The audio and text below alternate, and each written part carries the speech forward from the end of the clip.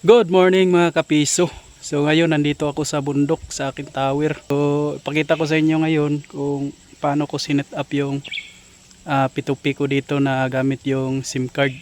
Ito pala yung tower ko. Yan, may dalawang antenna doon sa itaas.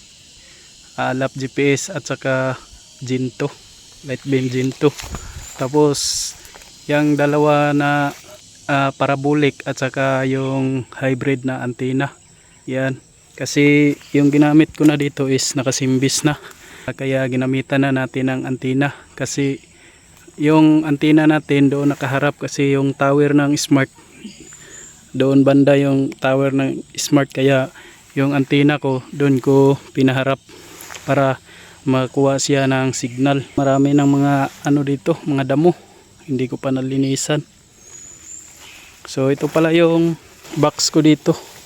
So ngayon buksan natin para maipakita ko sa inyo yung setup ko dito na gamit yung SIM card.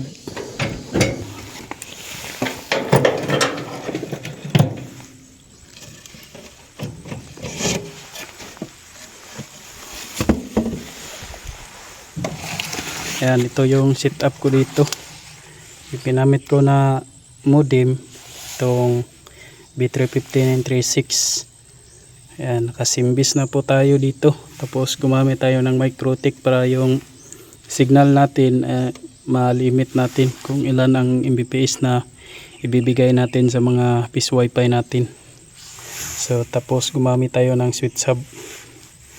So ito yung setup ko dito, napakadali lang para sa mga baguhan. Okay pala itong simbis na gamitin sa P2P. Doon banda yung tower, doon natin pinaharap yung antenna natin para makakuha ng signal. So ang taas ng bundok dito, yung mga piece wifi ko doon banda, tinatapunan ko doon ng signal. 8 na piece wifi pala ang nakakunik dito sa ating simbis. P2P yung ginamit natin dito na para pagpasa tayo ng signal doon sa ating mga piece wifi window machine. So ngayon ipakita ko sa inyo kung ilang Mbps yung makukuha natin sa ating modem. So open natin ang wifi.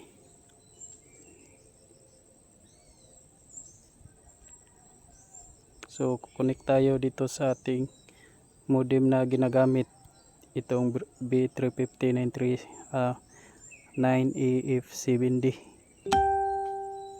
So connect tayo.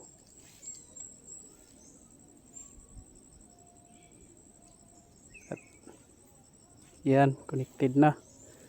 So ngayon subukan natin mag-speed test kung ilang Mbps ang makukuha natin dito gamit itong SIM card. So makita nyo dito, smart yung nakalagay kasi smart na SIM card yung ginamit natin. So yan, yung ping natin is 23. Tapos yan, nakuha lang tayo ng 13 download. Pumapalo siya ng 14. Yan, 14. Tapos yung upload natin is 11.